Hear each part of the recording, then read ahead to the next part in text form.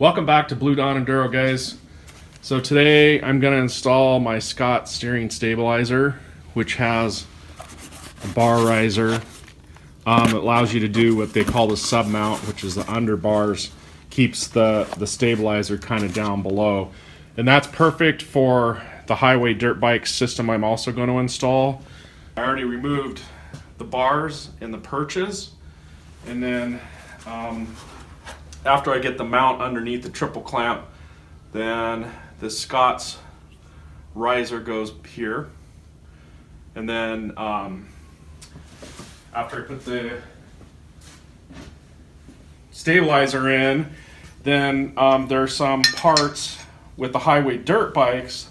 Highway dirt bikes replaces the top clamps on the handlebars, and then it has a modular system that allows you to bring the computer up. So I bought that part, and so I'm going to take this off to get it out of the way as well before I get started. These are T30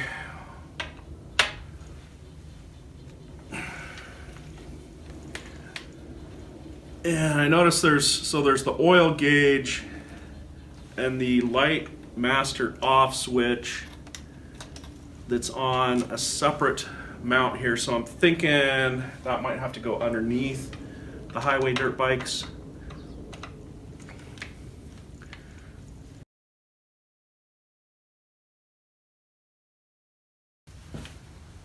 Taking the top triple clamp off. So I've already got the pinch bolts loose.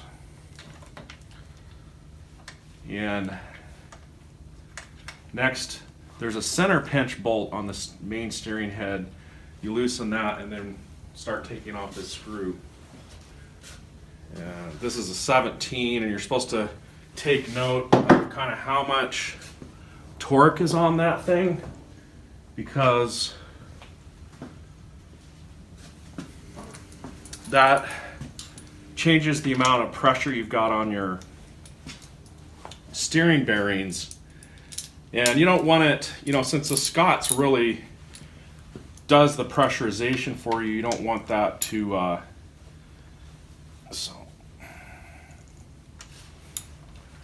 be too tight.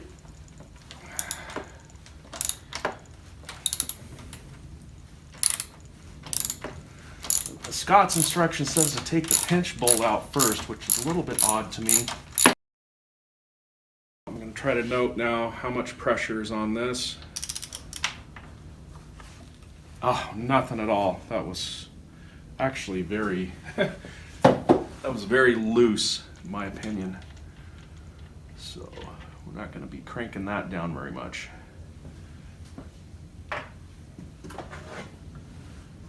So what's going to be going on is, this is the Scott's mount that the stabilizer hooks onto, and it has a replacement that's shorter to make a replacement. It's like a little tin collar for your bearings. But first off here, I'm just going to try to see if this can come off. Yeah, it's loose, but yep, there. Wow. Okay, so I put a strap axle to axle across the frame, and hopefully that's enough to keep things from going crazy here. So a little bit scared. A little bit scared. What's gonna happen? Nothing. Yay. Okay. So here, there is a rubber washer on top. So you got to keep track of this stuff. So rubber washer on the top. Then you take off this tin cover, and then underneath the tin cover is another rubber bushing, and you got to make sure you keep that in the right direction as well. It goes all the way around the It's kind of a seal, it looks like. So it's a good time to check the grease. That's factory grease. That's nice to see that they didn't shortcut that grease on the steering column. This goes directly onto here. I'm not sure about the rubber washer.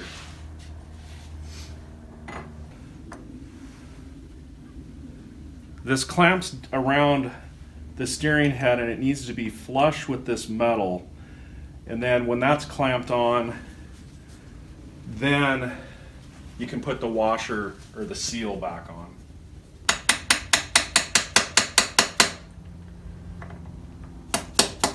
There we go. Sliding on there. And then you got to get this flush with the top.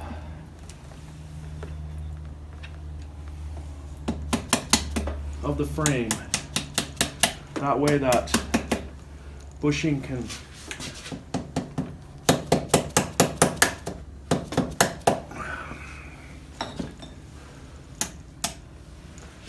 then also you want the post to be centered with the frame.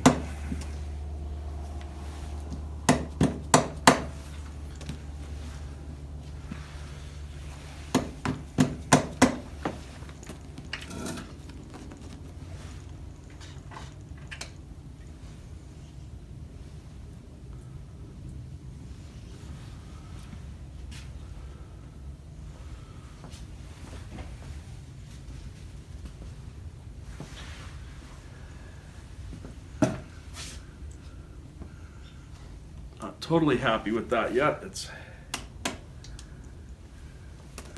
not perfectly flush. A little high on that side. A little bit low on the front now.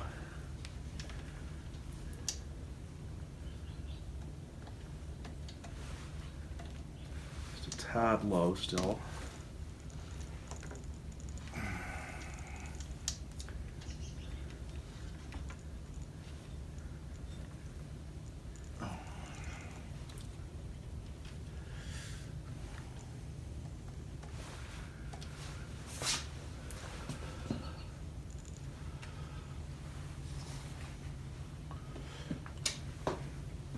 Okay, checking the stem alignment here.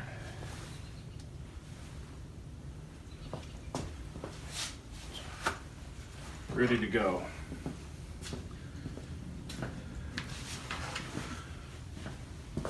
The seal goes back on here.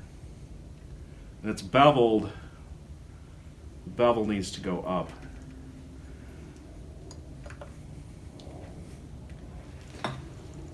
That's the kit provided cover.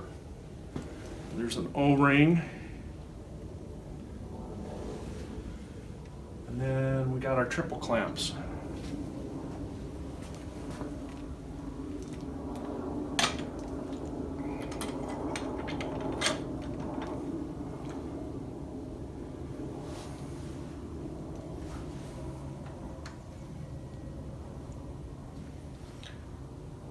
Well, that's interesting with this pinch bolt is right on the post.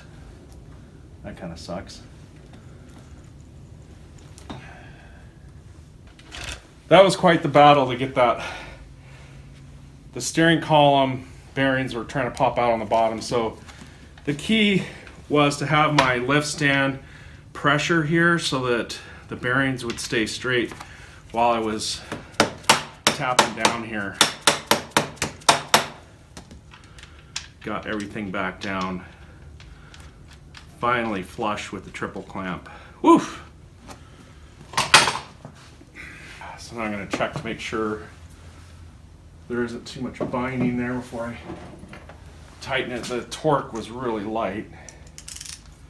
So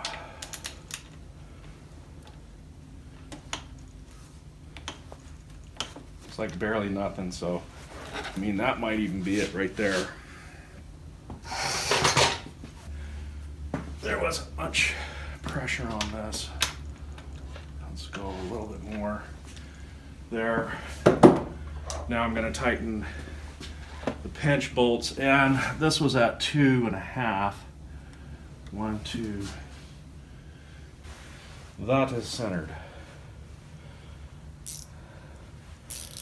So now I'm going to tighten up this center pinch bolt. I'll get the torque wrench out for this stuff. Okay, so now I'm going to torque the triple clamp screws. The spec for those are 12.5 foot-pounds.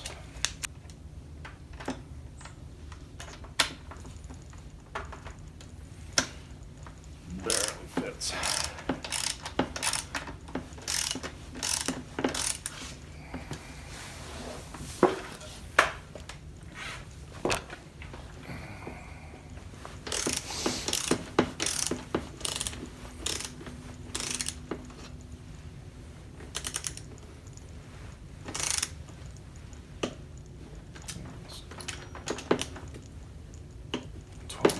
There.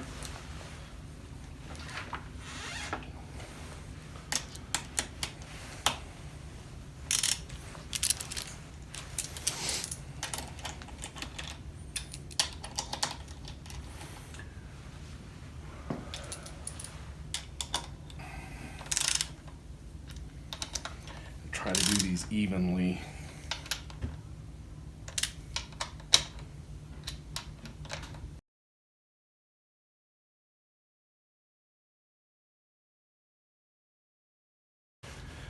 I'll take this is the Scott's post here. This comes out, and you grease it and you adjust the height.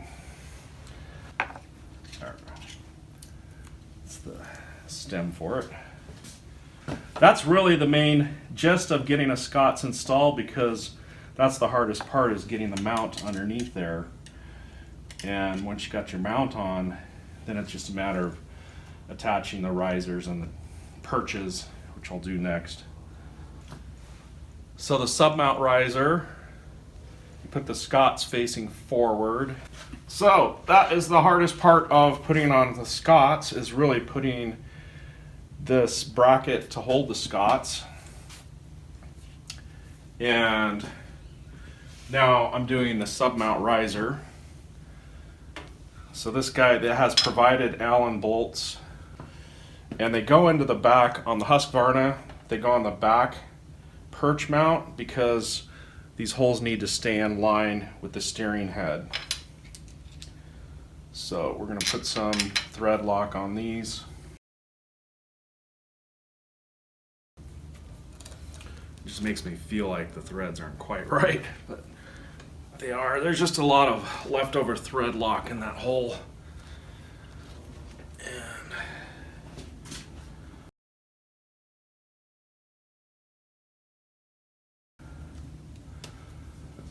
So now I can put the original perches back on, and they go on the forward spot, which is great because I'm a taller guy. It makes riding standing up much more pleasant. Forward or backwards, I'm going to go further forward. 29.5 foot-pounds for these as well.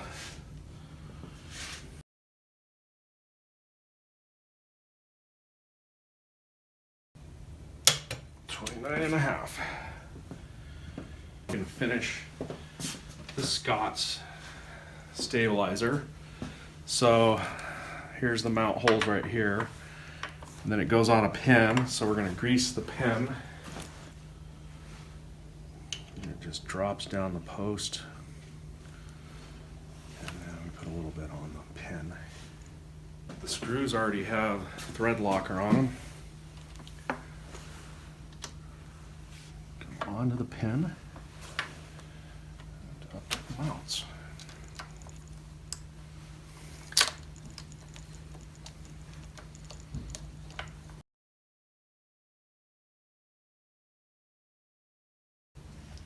So, actually do need to adjust the pin a bit. Yeah, the pin should be just a little bit higher in the... Okay, so I do need to adjust the pin up a little. See, when it sits flush on the collar, there should be a little bit of extra protrusion there. So I just raised that pin up just a little bit. We should get better. Should stick up out of.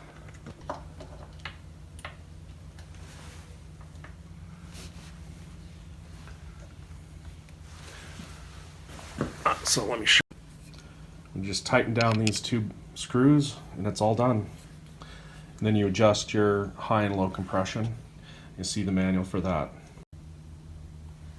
So there was one last part I forgot to show you, and that is you can get this nice throttle cable guide for KTM or Husky, and it just replaces a couple of bolts there, and it's very nice for keeping things clean there, not binding up on the Scots.